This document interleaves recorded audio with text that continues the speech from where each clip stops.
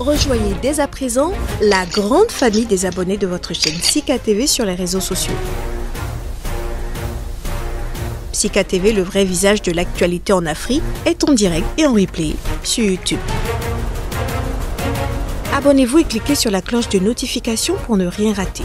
Nous sommes également présents sur Facebook et sur Twitter.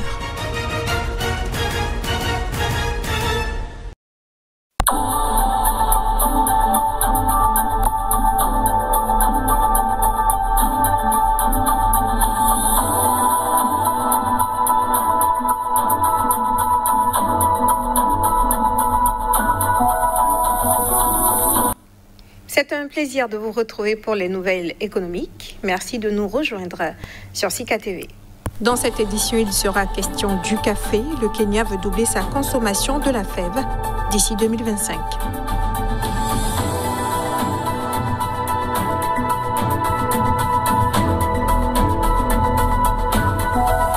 Le FMI accorde une aide financière de plus de 300 millions de dollars au Soudan du Sud.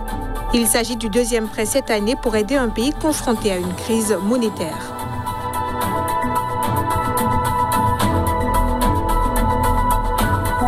Il sera aussi question de pétrole dans ce journal. La Libye doit augmenter sa production de 40% pour couvrir ses dépenses selon la Banque centrale du pays.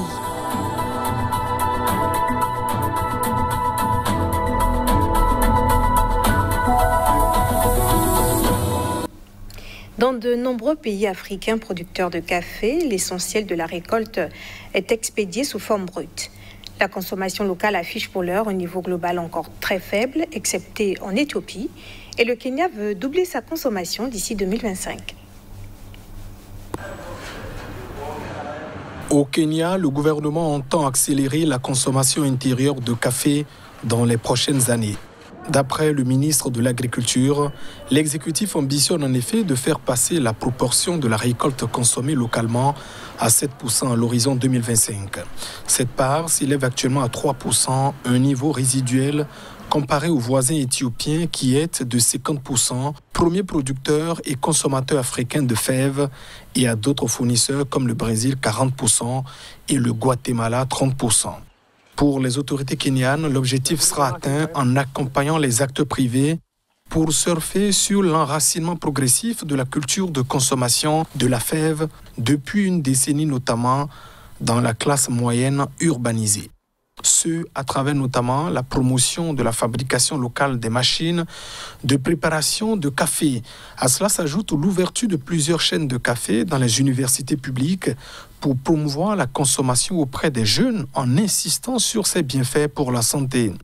Dans cette optique, 4 nouveaux centres de distribution devraient ainsi être installés sous l'égide du directoire du café d'ici 2024, qui formera aussi les baristas aux différentes saveurs de café.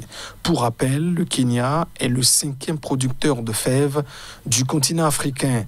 En 2021-2022, sa récolte est prévue pour grimper à 750 000 sacs, d'après les prévisions du département américain de l'agriculture.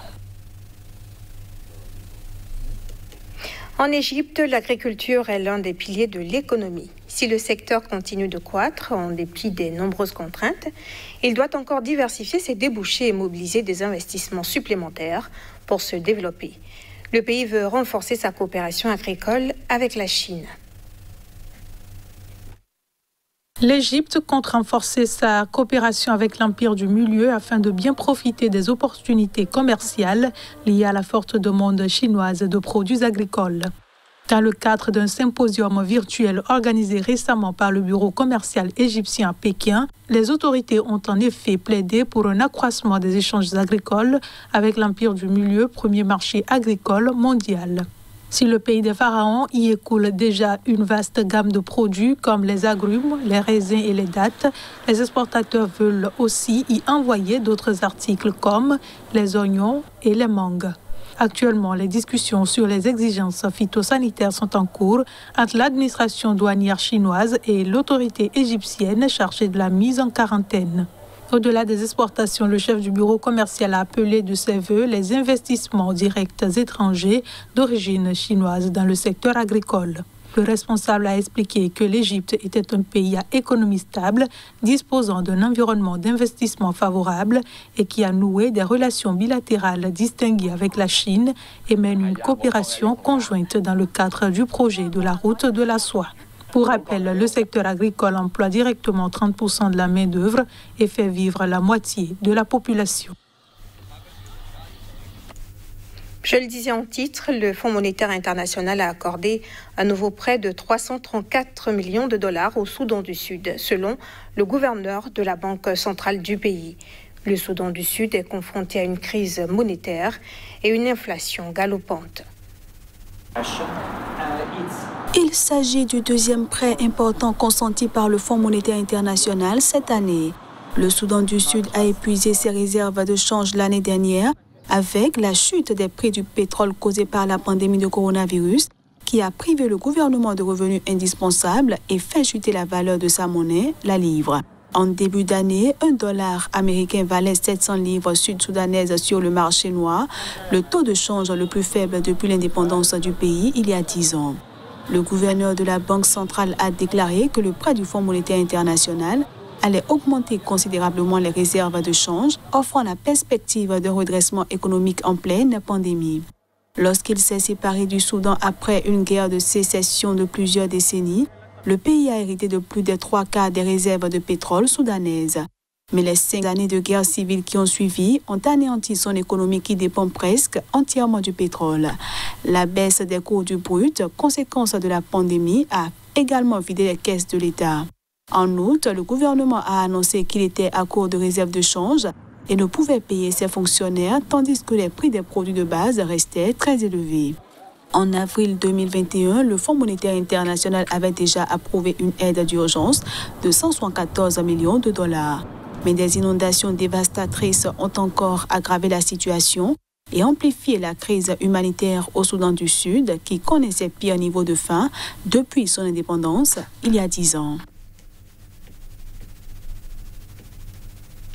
La Libye jouit d'un climat politique relativement stable depuis quelques mois. Le pays souhaite améliorer sa production pétrolière d'ici 2022 pour favoriser un développement durable. Reportage. Le 22 août, le gouverneur de la Banque centrale de Libye a annoncé que le pays doit augmenter sa production de pétrole de 40%. Celle-ci devrait être portée à 1,8 million de barils par jour en 2022, permettant ainsi de couvrir les dépenses du pays et de relancer l'économie, le pétrole étant quasiment sa seule source de revenus. La Libye, qui est située en tête des plus grandes réserves pétrolières prouvées d'Afrique, pompe actuellement 1,3 million de barils par jour. Il faut savoir que la banque travaille en étroite collaboration avec le ministère du pétrole et la Société publique libyenne du pétrole, et qu'un excédent budgétaire peut être atteint si le prix du pétrole reste stable et si l'entretien et la modernisation des installations de la société se poursuivent effectivement. Par ailleurs, l'institution financière s'attend à ce que les recettes pétrolières issues de l'or noir atteignent 26 milliards de dollars par an dès que la production de pétrole se stabilisera. Il s'agirait d'une hausse significative par rapport aux 3,6 milliards de dollars en 2020, lorsque le gel causé par le conflit entre les gouvernements rivaux de l'Est et de l'Ouest a entraîné la fermeture d'infrastructures et une forte baisse de la production en Libye. En outre, notons qu'à court et moyen terme, le pays ne devrait pas recourir à l'emprunt extérieur parce que sa dette interne totale se situe à un niveau jugé dangereux supérieur à 270% du produit intérieur brut.